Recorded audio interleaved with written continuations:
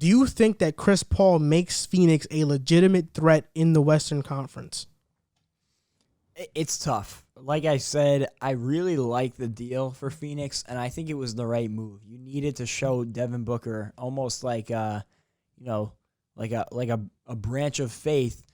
We're trying for you because they haven't really done that. The best player that they've brought in, they brought in Ayton through the draft, but then Ricky Rubio, who else? Kelly Oubre, solid players, but they've been doing to Devin Booker almost what the Cavs did to LeBron James in his first stint there. It was like, what are you showing me to prove that I should stay here? It's not a huge market, so what is this doing for me staying in Phoenix? So bringing in Chris Paul was like extending the olive branch and saying, we're trying. We're doing everything we can.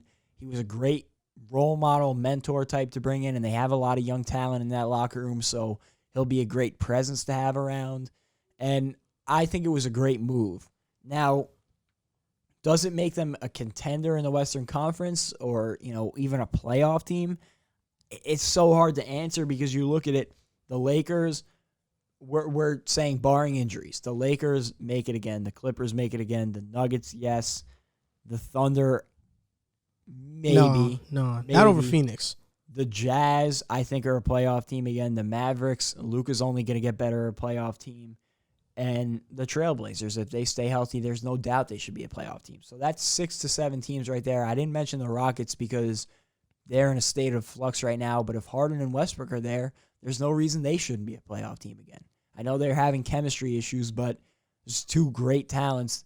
They will be a playoff team, and those two guys are around. So it's just like, where do they fit? And then with this, amidst the Suns, you have the Grizzlies, who have a bunch of young talent that you have to imagine is going to improve.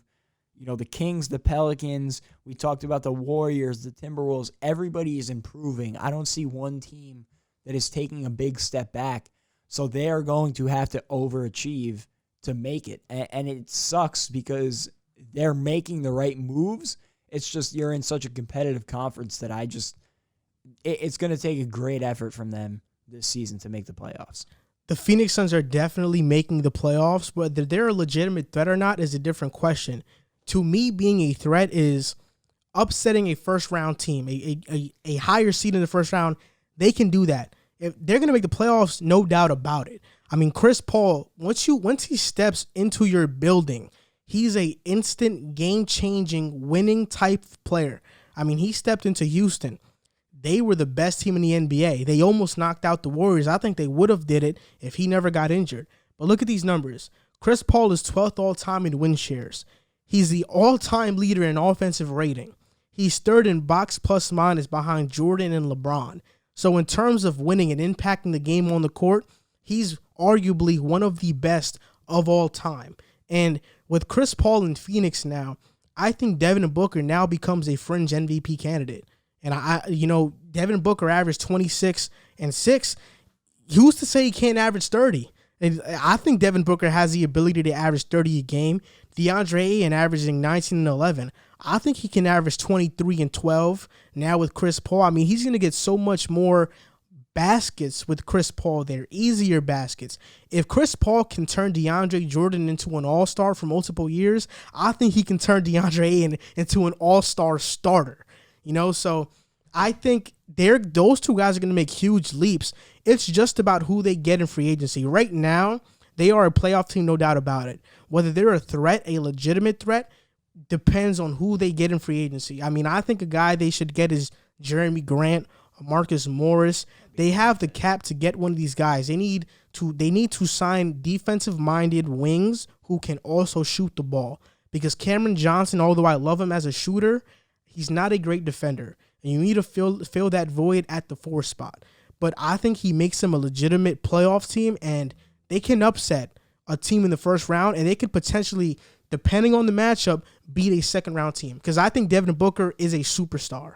I'll say this. I definitely think if they make the playoffs, they can beat a first-round team. They have the talent. The one thing that concerns me is I love Chris Paul, and I think it was a great move to bring him in, but because you saw what he did in Oklahoma City last year. He immediately stepped on the court, made an impact, and without him, they're not a playoff team. I think it's fair to say that.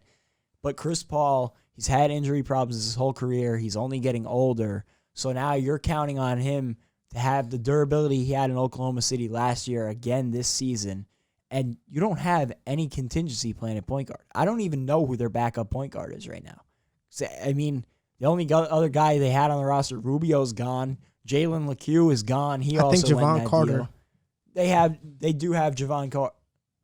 Yeah, they have he's Javon there. Carter. Yeah. So But you're right. I mean, that's why they should have drafted Halliburton or Kira Lewis Jr. yeah, I thought that would have made me feel much more confident in them, especially having Chris Paul around them, because I think automatically that would have increased, their acquaintance to the NBA. But if Chris Paul can stay healthy, I think they should be a playoff team.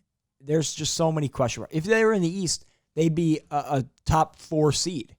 But I think I wouldn't rule that out. If healthy, they can do that in the West. I wouldn't rule it out. It's just there's so many question marks. I mean, you just don't. For me, it's like the Clippers and Lakers are locks. I think they're going to be the best 2 teams in the conference again. After that, the Nuggets, you just don't know what these teams are going to be because a lot of them are relying on young talent getting better. So which teams are going to develop their young stars and which teams aren't? I would say, if I had to bet, I would say Phoenix is a playoff team. And if they don't win a first-round matchup, they at least put up a very good fight, take it to 6 or 7, because with Chris Paul and a talent like Devin Booker, DeAndre Ayton, I think, is going to become one of the better centers in the league this season if he can stay on the court all, 80, or I believe 70 games now. I'm sorry. I think that they should be a playoff team. There's no question about that. But there's so many question marks in the Western Conference, and you can't slip up at all because there are so many teams chasing. And I feel like we could talk about any of these teams. Like the Pelicans should also be a playoff team, but are they? You just don't know because there's only 8 spots. It just depends. I just have so much faith in Phoenix, especially after what they did in the bubble. But I think the whole year, last year, they were a very competitive team. And what killed them was DeAndre Ayton getting suspended the first 20 games of the year. Exactly. And I think that probably is not going to happen this upcoming year. So that's why I feel like pretty much the Phoenix Suns are a lock to make the playoffs. I don't feel as confident to say lock. I would, if I was a betting man, I would bet on them being a playoff team. And if they do make the playoffs, I definitely think that they are a threat to a first-round playoff team. I would feel less confident if it was the Lakers, less so the Clippers. I would not feel confident against the Lakers if I was them, just because they don't have the facilities to guard. Nobody really has the facilities to guard the Lakers, if we're being honest. But outside of the Lakers and even the Clippers, they can hang with anybody in the Western Conference. I think that it's open season after the 2 seed in the Western Conference. Hey, what's up, guys? You just finished watching a clip of the Pick a Side podcast. My name is Joel Moran. My name is Jack Barteck. And my name is River Brown. And we are your hosts for this podcast. We want to thank you guys for watching the clip. Like, subscribe, and comment, and share if you would care to, because it helps us grow. And we're trying to make this a full-time thing. Thank you guys for watching. Thank you guys for supporting, and see you next time.